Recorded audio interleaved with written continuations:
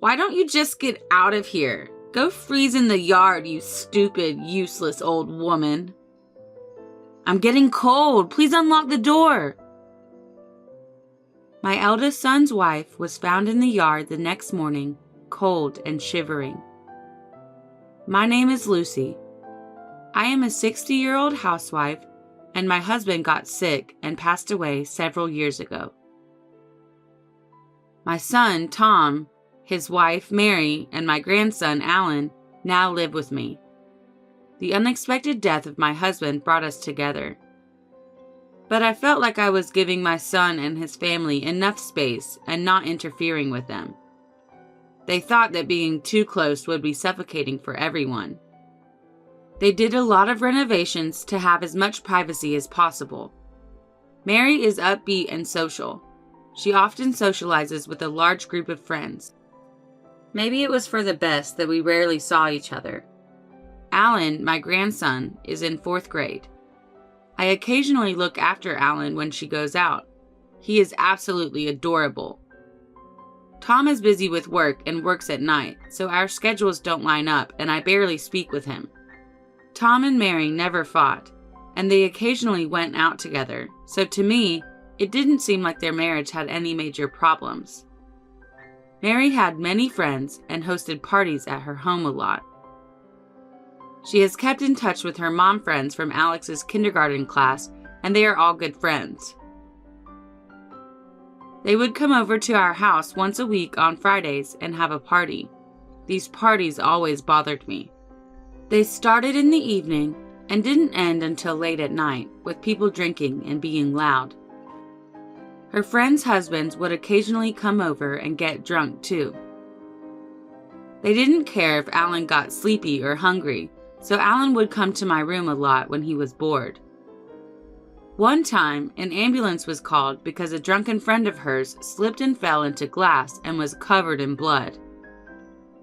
Another time, a fight between couples became so heated that they were on the verge of calling the cops. It was always me who calmed Alan down and apologized to the neighbors the next day for causing a scene. Mary didn't want the parties to stop, and she looked forward to them every week.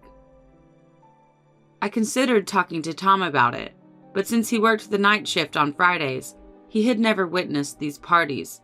I didn't feel comfortable confronting him. I expressed my concerns about Alan to Mary once. "Don't you think they're a bit much? I don't want the police or an ambulance called. It's bad for Alan." "I'll look out for Alan on Fridays, so why don't you all go to a restaurant outside and drink responsibly?" "I'm not allowed to unwind?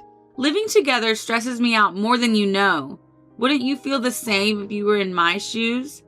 Plus, going out to drink costs more money than doing it at home. I can't tell them they can't come here. You don't know how I feel." She was furious and refused to speak to anyone. Then there was one Friday.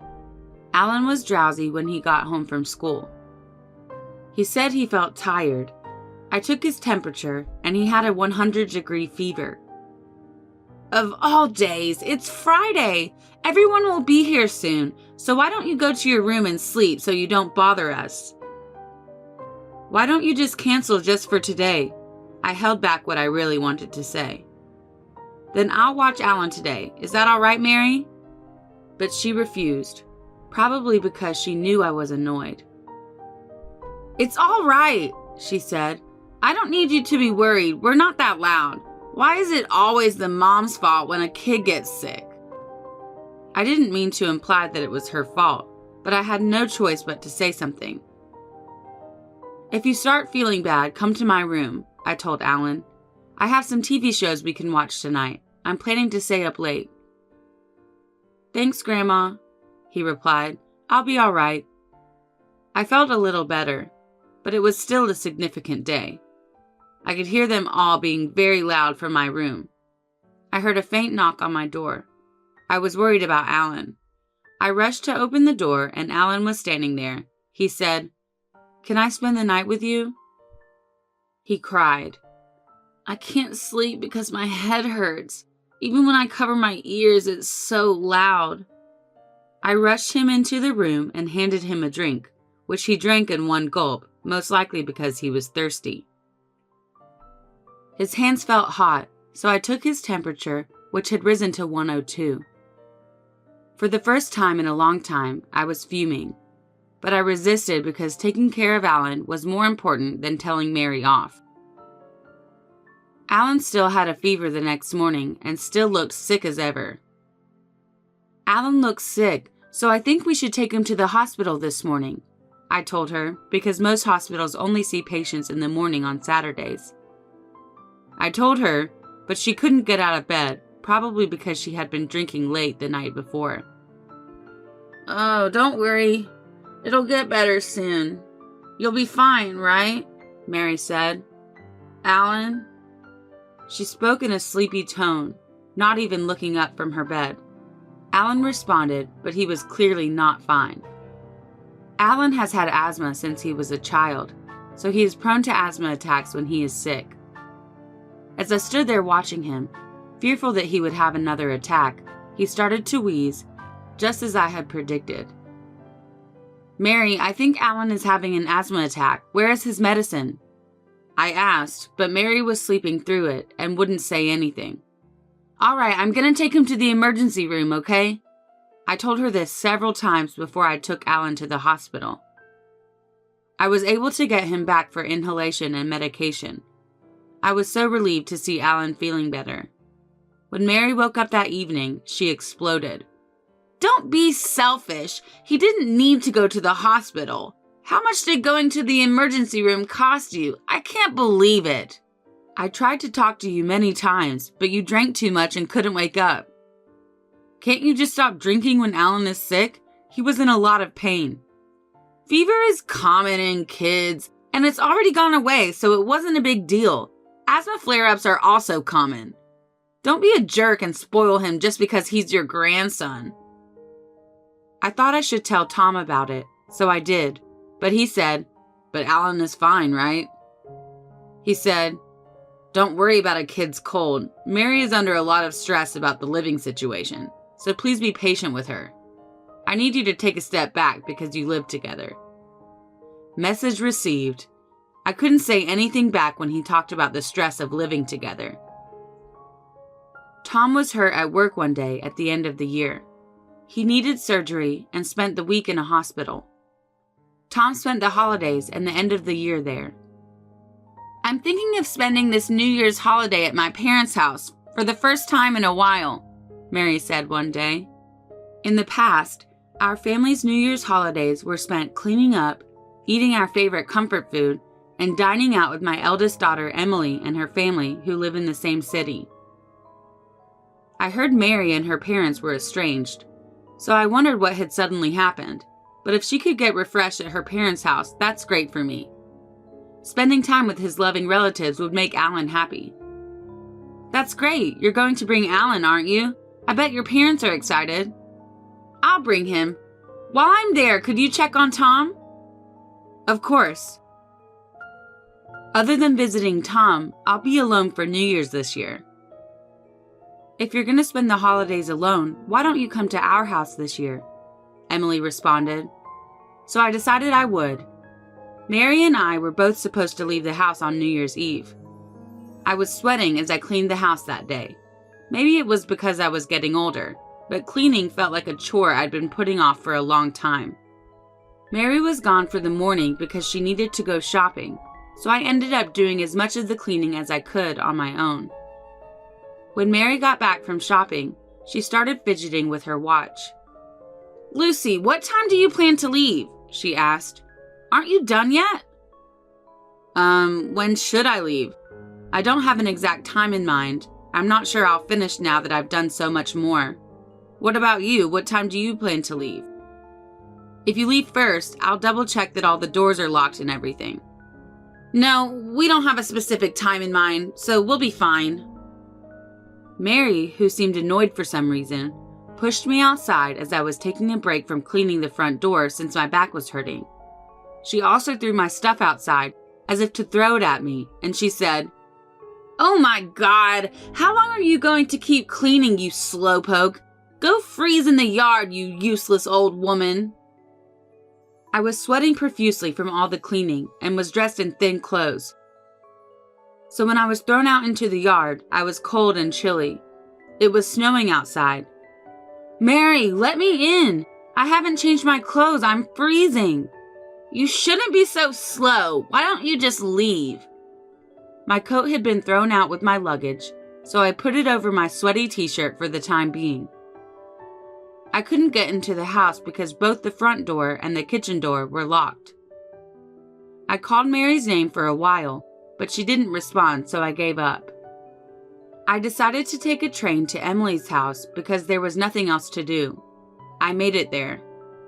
What's wrong? Why are you in such thin clothes? Emily asked, surprised to see me. Get inside. You'll catch a cold. Have you seen Bob? He was worried about you because it was snowing, so he headed to pick you up. He said he texted you. Only then did I realize I'd left my phone at home. Emily's son, Bob, is a college student. I felt bad for him because he'd driven all the way there to pick me up and we missed each other. Emily texted Bob and told him that I came by train. Then Bob told us something shocking.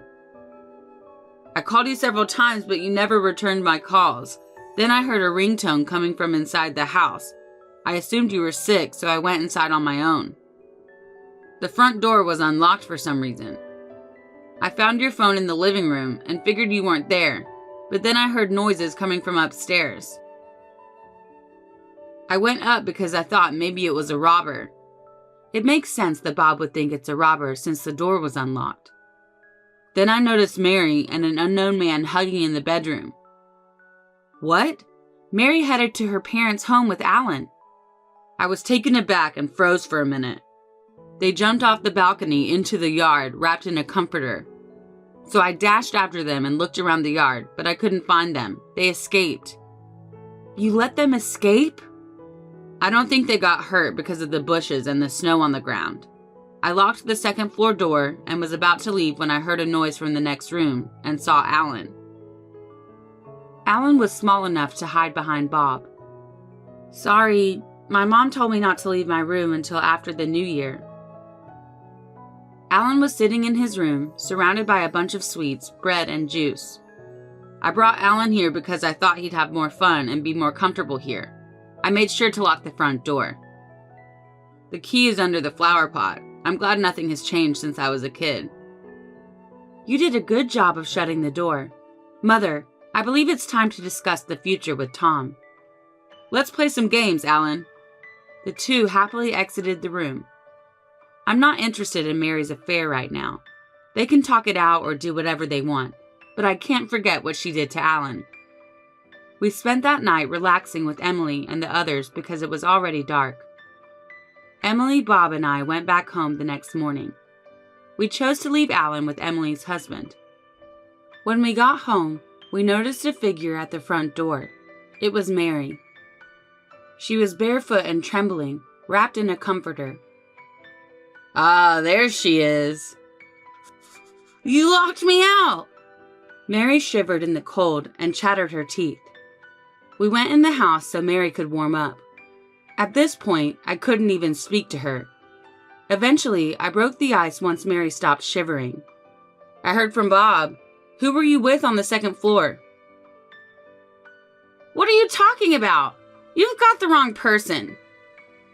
And Bob, what are you doing breaking into someone's house? Why didn't you press the intercom button? I noticed a pair of men's shoes near the entrance. But are those Tom's? Let me ask him. There was a thief in the house. I was about to start a fight when I was surprised. It was a close call. That's a big deal. I guess we need to call the cops. Emily took out her phone. Stop! I see what you're doing. Okay, you caught me. So who the hell is that man? Mary lowered her head and didn't respond. Didn't you jump off the balcony with that man? What happened to him? Where is he? He left a long time ago. Mary was surprised to be abandoned by the man she was having an affair with. And she spent the entire night barefoot, wrapped in a comforter, and he had left and gone home. Oh, he left you? How sad. Mary's face became flushed, like Bob's words struck a nerve. How could you not take care of Alan? Did you plan to lock him in the room while you were having fun? I'm not interested in your affair, but I just can't forgive you for what you did to Alan. I agree with her. He's in 4th grade. He can be alone just fine. I may be his mother, but that doesn't obligate me to prioritize him in my life. I have things I want to do as well. Just because he's my son doesn't give him the right to interfere. This caught me off guard. Emily, Bob, and I were all speechless by our rage and shock. Tom will be released from the hospital shortly. Alan and I were to stay at Emily's house until then. The day came for Tom to be released. We decided to have the discussion at our house, but I didn't want Alan to be there. Mary may say something hurtful to Alan. I decided to let him have some fun with Bob. I asked Bob to play with him. Emily, you're here? What's wrong? Emily told Tom the facts in a straightforward way. What do you mean, Mary? Is this true? Well, you were busy with work, and I was lonely. Please accept my apology. Mary, did you lock my mother out of the house in the snow? No, that's not it. And what about locking Alan in the next room for a long time while having an affair? Tom, Mom told you about the Friday night parties, didn't she? Why didn't you and Mary discuss it? I'm not sure how to go about it. The most important thing to remember is to never be afraid to ask for help. I'm tired from work too, and it's been a pain. And I'm sure Mary has a lot to say about living with Mom. You two are a perfect match. You both run away from problems and take the easy way out. Do you ever think about others? You two should talk about it and decide what you're going to do together. You're both adults. But you have to think about Alan. I won't let you turn your back on him. They decided to divorce a few days later. Mary was ordered to pay child support and alimony to Tom, who had custody. Mary admitted everything, and the divorce went smoothly. We never found out who she was cheating with. Mary refused to say anything, and Tom was too busy establishing a new life for himself and Alan to worry about it. But 3 months later, the other man's family found out about the affair, and we learned who he was. To my surprise, the other man was married to one of Mary's mom friends. It was one of the men who came to the Friday night parties sometimes. He and Mary continued their relationship after she and Tom divorced.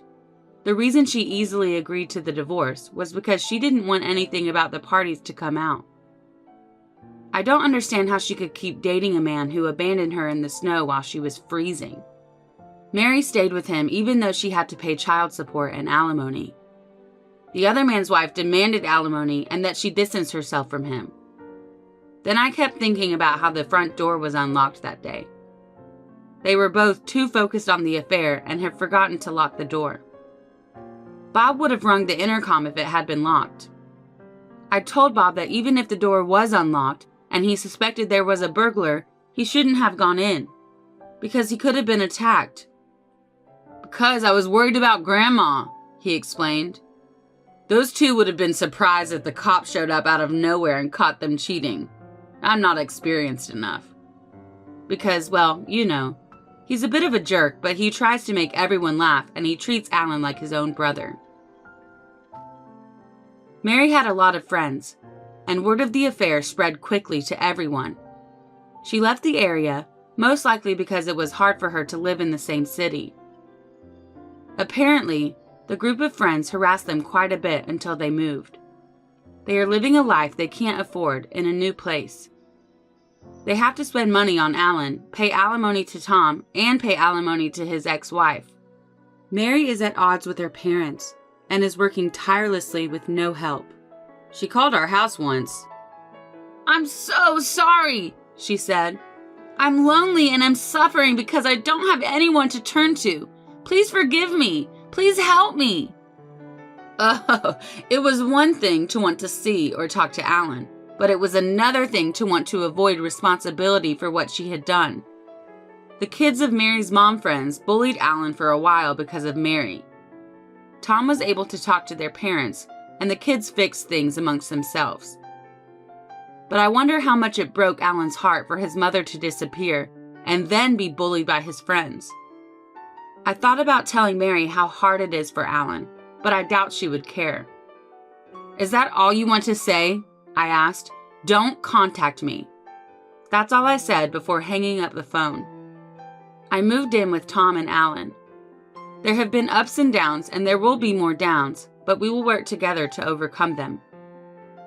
Tom also cut back on his work hours and began spending more time with Alan. I'd also like to thank Emily and her family for their help during all this. Emily said many things I should have said. Bob loves Alan, and the two became like brothers. I hope he will be raised right in a warm family. I'm glad I get to watch him grow up.